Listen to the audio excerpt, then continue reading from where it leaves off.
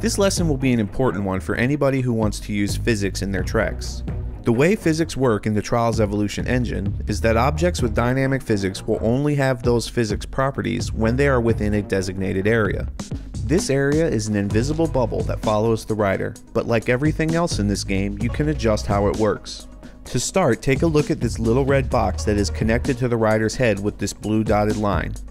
This is the center of your physics bubble and the icon you will select to make changes. The first thing you'll notice when you select the icon is a number of dotted lines will appear that create a large sphere around the icon. This is your physics bubble.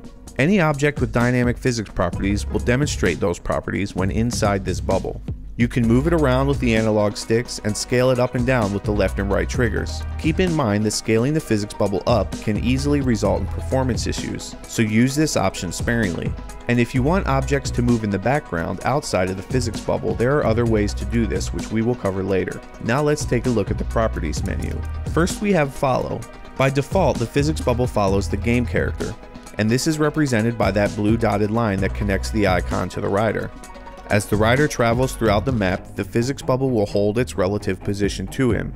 You can also choose to have the physics bubble follow a different item of your choice. Move the follow slider over to object, then use the select follow object option to pick the object you'd like the physics to follow. Our next item is position behavior. These behaviors are the same as the behaviors we covered in the game camera tutorial. You can also adjust the bubble's size from within this menu. 20 meters is the default size, and as I mentioned earlier, as a general rule, I would recommend not going over that. However, there are of course situations where you may want or even need to make it larger. Reset to defaults will of course reset all of your physics bubble's properties to their default settings, and show visualization always will make your physics bubble always visible in the editor, even when you do not have the bubble's icon selected.